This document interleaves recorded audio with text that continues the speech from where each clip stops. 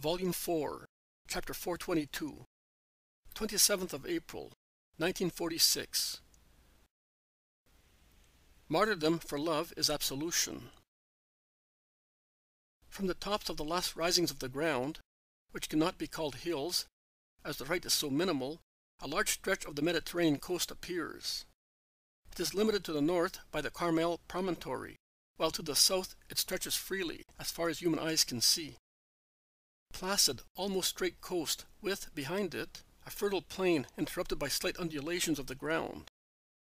Coast towns are visible with their white houses, situated between the green of the country and the blue of the sea, which is placid and serene, a bright blue reflecting the pure azure of the sky. Caesarea is a little to the north of the place where the apostles are with Jesus and with some disciples, whom they probably met in the villages they passed through in the evening or at dawn. It is now later than daybreak and dawn, although it is very early in the morning.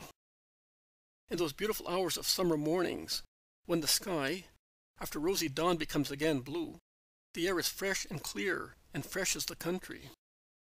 No sail appears on the sea.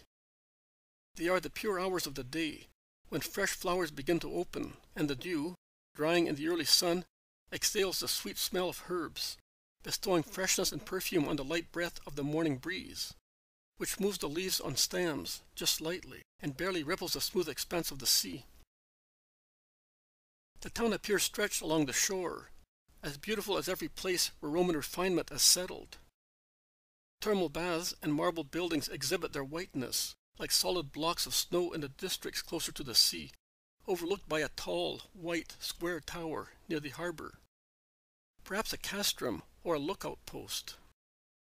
Then there are the more modest little suburban houses, in Jewish style, and everywhere there are green pergolae, roof gardens built more or less splendidly on the flat roofs of houses, and tall trees growing everywhere.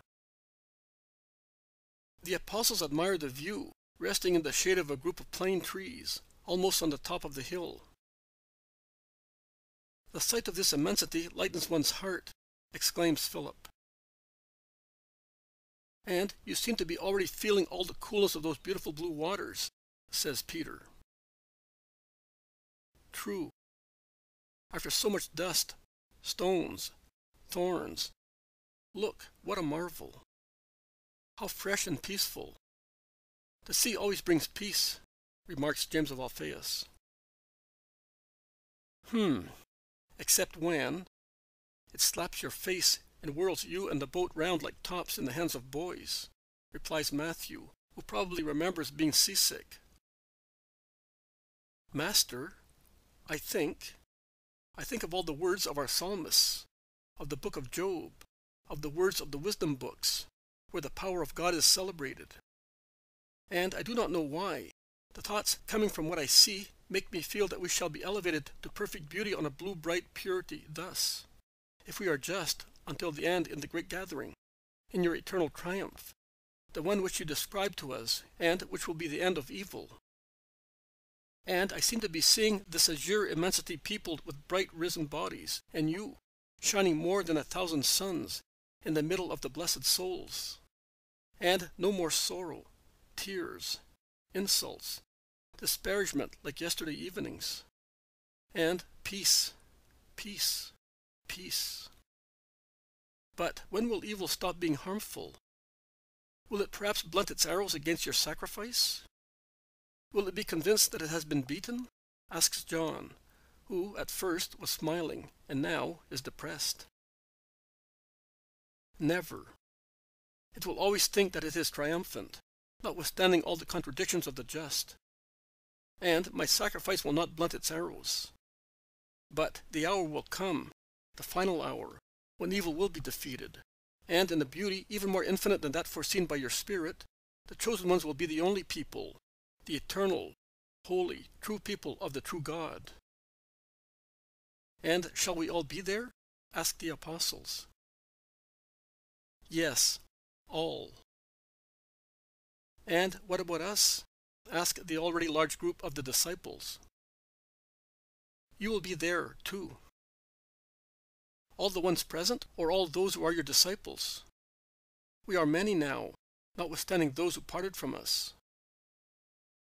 And you will be more and more. But not everyone will be faithful until the end. But many will be with me in paradise.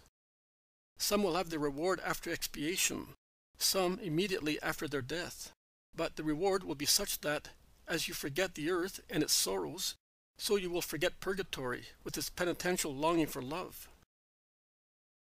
Master, you told us that we will suffer persecutions and martyrdom. They may capture and kill us before we have time to repent, or our weakness will prevent us from being resigned to violent death. So, asks Nicholas of Antioch, who was among the disciples. Do not believe that.